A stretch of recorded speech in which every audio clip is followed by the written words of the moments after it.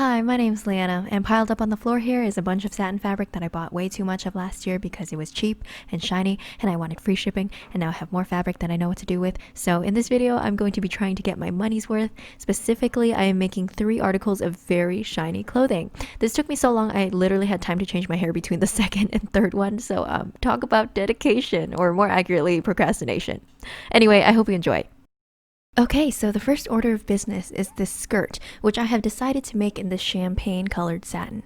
In my mind, I was thinking a really long, figure-flattering midi skirt, okay? Kind of like you see on a girl in a library about to get hit on by the male protagonist of a rom-com. And I was counting on being able to wear the skirt underneath a sweater or something, so I figured it's fine if the waistband is hella janky and simply put together with an elastic. As long as it stays up, I'm fine with it. I began by loosely measuring out a length of elastic around my waist, and I'm going to use that as a guide as to how much fabric I need. When I first started making my own clothes, my biggest mistake was always making them too small because measuring is a bitch. So this time I figured that if I used an elastic that actually fits me as a basis for the measurement, it literally cannot go wrong. Like, absolutely flawless plan right here. So since the skirt was basically just a loose, flowy tube, the fit of the waistband was the most important part, which is why I started there. Taking that elastic, I am going to sew it down on either side of a big rectangle of cloth, leaving a bit extra fabric in the middle so that it has room to stretch, because this kind of satin is very rigid, which would have made it very hard for me to pull it over my big fat juicy Kim Kardashian booty. After doing that, I am just going to fold over the top of the fabric and sew it down, and ta-da, we have a hem. Then after getting the waistband, I'm going to fold the fabric rectangle and sew it down at an angle so that I can actually walk and my legs aren't like bound together. So I'm going to hem the bottom. I'm going to roll the hems like so that the raw edge isn't still sticking out. And this is what we end up with. Honestly, I hate this skirt so much. It's hideous. But there was an attempt, and I will honor that.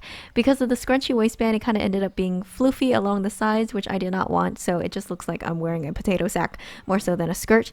But I put the skirt first in the video because it's the worst one, which means it's only going to get better, which brings me to numero dos. The dress. And no, not the Monica Lewinsky dress, even though if I did have that dress, I think I would be concerned above all else. Like, how did this get here, and why do I have it, and are people gonna come after me?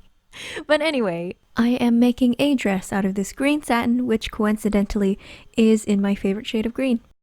Now the plan was to make one of those rectangular straight up and down strappy satin cami dresses because the fabric is so rigid and I literally don't know how to attach a zipper or how else I would make it form fitted, so I was just gonna make a rectangle.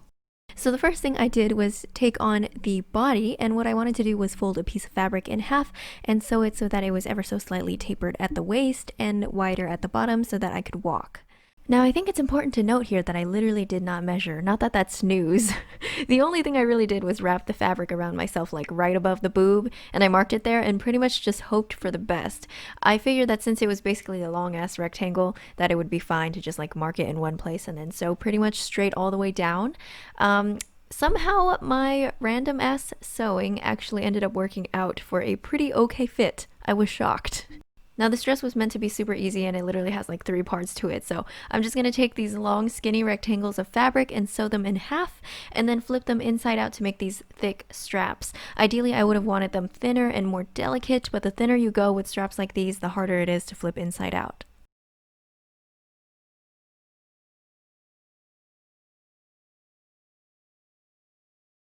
I'm sewing the straps onto the body of the dress at the same time that I'm making the rolled hem, so I'm just tucking it in there to make it nice and neat.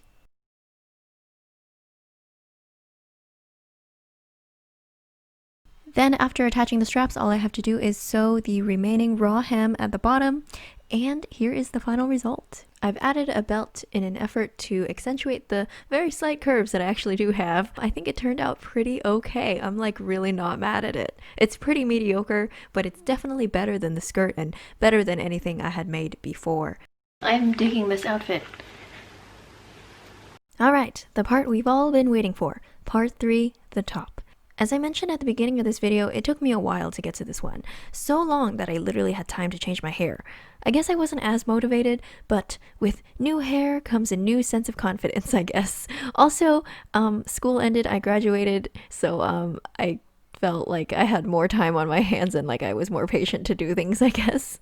Anyway, I wanted to make this off the shoulder top with puffy sleeves lined with ruffles and with metal grommets for this lace up front, kind of like something you'd see from Oh Polly or Nasty Gal or other trendy fast fashion stores. And needless to say, it was going to be quite the ambitious feat, but I, due to my reckless optimism, was confident that it would work out. So I'm using this gorgeous forest green color, and what I found is that darker satin tends to look more luxurious when compared to lighter colored satin, but that's just my opinion. Unfortunately, I got like a giant pile of pastel shades to work with.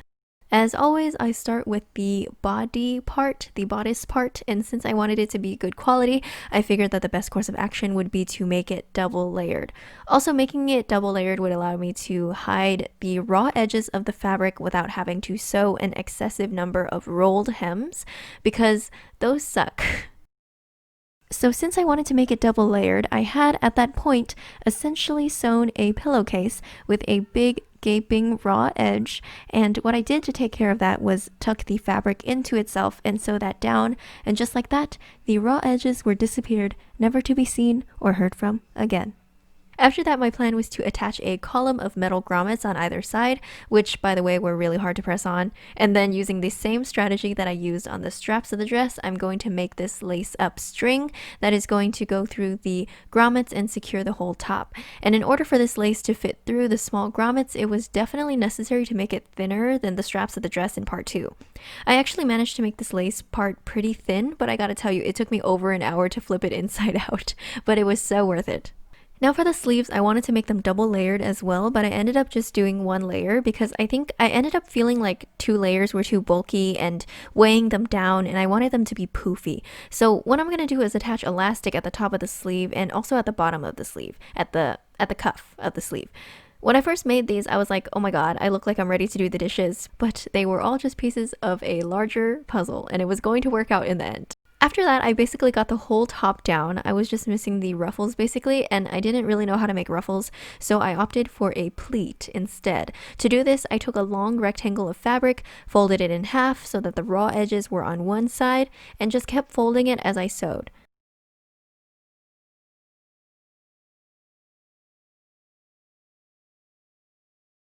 I made enough to line the very top of the sleeves and the bodice. And then I sewed the ruffles directly onto the top.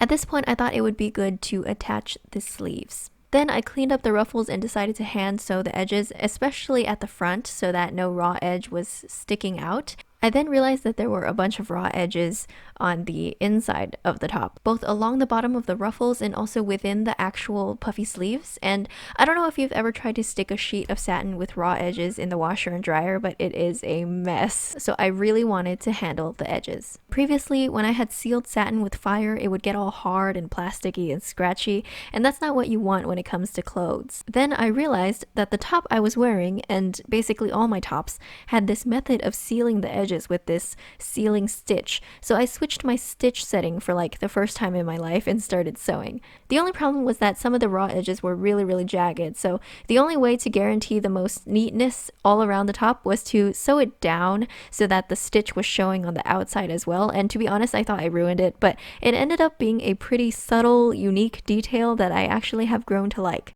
I had to use brown because I ran out of forest green thread, so press F for respect. But I think it actually looks pretty cool.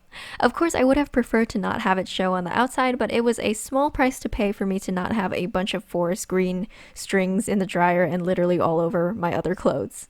After this, I tried it on for fit. I liked how it looked, but it was a bit loose and wouldn't stay up, so I was brainstorming some ideas to tighten it up. I knew I didn't want to sacrifice the lace up front because I really liked it, and I liked that it could be completely opened in the front, so I didn't want to sew anything on that was super permanent. So I decided to sew another thin rectangle of fabric, flip it inside out, and make a mini half scrunchie, if you know what I mean, with a small piece of elastic and a button snap for this inconspicuous little snap closure securing button thingy, and what do you know, it actually tightened it enough so that the top stays up, and I don't flash the whole entire world.